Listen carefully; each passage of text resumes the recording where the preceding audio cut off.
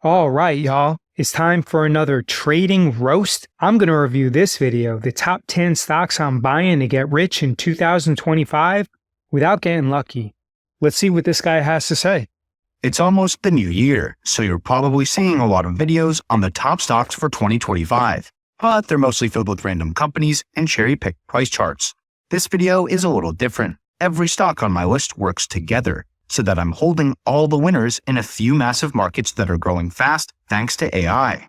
That's the best way to get rich without getting lucky. Your time is valuable, so let's get right into it. First things first, accountability is important. I made a video. I feel like he's scripting out what he's saying, and then he's just talking, and he's speaking really slow. This type of video style wouldn't necessarily appeal to me, but this isn't about me, it's about you. So if the video is good, then that's all that matters.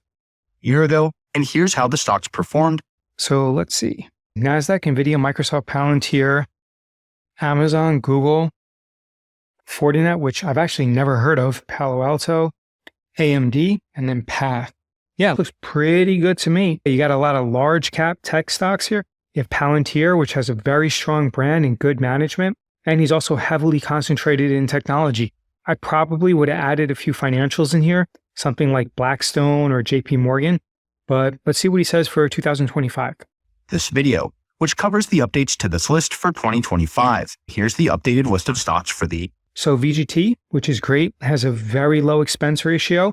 NVIDIA, which is one of my favorite stocks. Google, Amazon, Meta, AVGO, Palantir, ARM, CrowdStrike, Fortinet, and VRT. Yeah, I mean, this looks really good. I'd probably add Microsoft and remove ARM. I'd probably also add Tesla and Blackstone, and I'd remove AVGO in either Fortinet or Vertiv Holdings. The issue is that I'm not very familiar with Fortinet and Vertiv Holdings, so I'm not qualified to give you my opinion on which one should be removed. But let's move on and see what he says. Stocks for the year, and there are timestamps so you can jump to different companies. In my opinion, the foundation of every solid long-term portfolio actually starts with a fund. So I decided to find a fund, and I landed on Vanguard's Information Technology ETF, ticker symbol VGT. Surprising no one, the next company on my list is NVIDIA, because they dominate the market for data center GPUs, which are the main kind of chip powering. I think we know a lot about NVIDIA, so let's move on.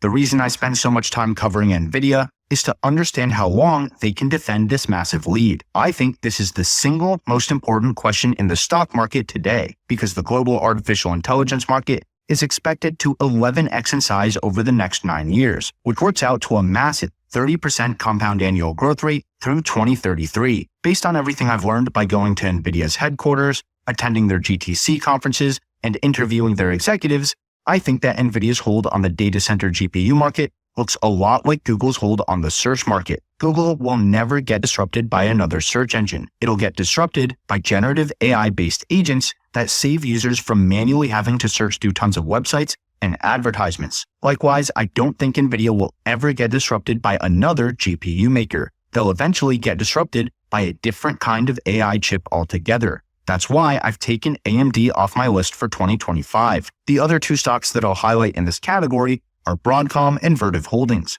Broadcom makes high-performance switches, network interface cards, wireless networking solutions, and custom application-specific integrated circuits, or ASICs, for the big hyperscalers. Also, about a year ago, Broadcom acquired VMware, which lets companies of all sizes set up virtual machines to do things like pool resources from multiple servers, to run more compute-intensive workloads, create isolated environments to process sensitive data, or create great software acquisitions for Broadcom, and why it has blue checks in these areas. Also, it turns out that power represents about 60 to 70% of the total operational cost of a data center, and cooling accounts for 40 to 50% of a data center's power consumption. That means that cooling alone represents anywhere from 24 to 35% of the total cost of operating a data center. Vertiv Holdings, ticker symbol VRT, makes power and thermal management systems for data centers. One nice thing about Vertiv's liquid cooling solutions is they can integrate with existing data center infrastructures,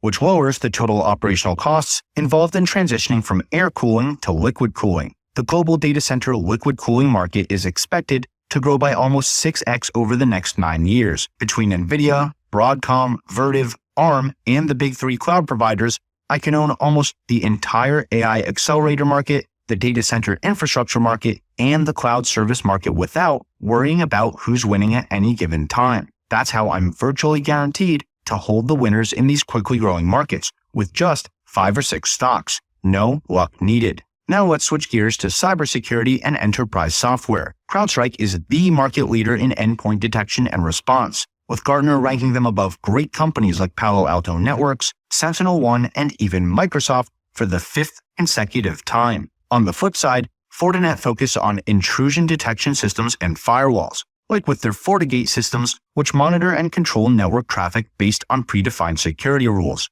Fortinet also offers firewalls as a service through FortiGate Cloud for companies that don't need physical on-site solutions, and just like CrowdStrike, Gartner ranks Fortinet as the market leader for software-defined wide area networks, above huge companies like Hewlett-Packard, Broadcom, Cisco, and Palo Alto Networks. And speaking of market leaders, I saved the best performing company for last. Palantir makes AI-powered platforms that give huge enterprises a real-time view of their data to optimize their operations. Palantir tends to focus on high-risk and highly regulated markets like national security, heavy industries, medical, and international transport.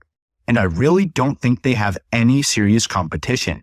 And if they do, it's going to be from a company that's already near the top of this list. So I win no matter which company comes out on top. No luck needed. So one more time, here's my list from 2024 with the year-to-date performance. For 2025, I made the following changes. I replaced the NASDAQ 100 with Vanguard's IT ETF. I replaced Microsoft with Broadcom. I switched AMD out for ARM, Palo Alto Networks out for CrowdStrike, and UiPath for Vertiv Holdings. And because last year's list actually only had 9 stocks on it, I added Meta Platforms, since I strongly believe in the long-term performance of founder-led companies. And Mark Zuckerberg is one of the most experienced founders in all of Silicon Valley.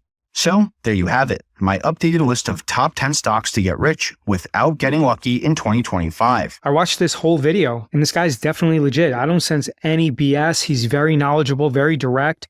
His videos are thorough.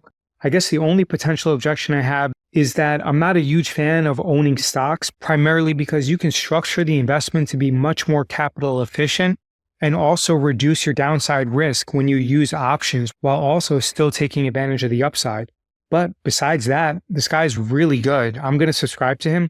I would definitely recommend following him. He's on point. I'm used to dealing with a lot of salespeople and a lot of BS, but I don't sense that at all with this guy. So he's definitely earned my subscription. And I'm also going to look into Fortinet and Vertiv Holdings. If you like this video, then click on the video that's popping up on your screen right now, because YouTube believes that you would enjoy it the most.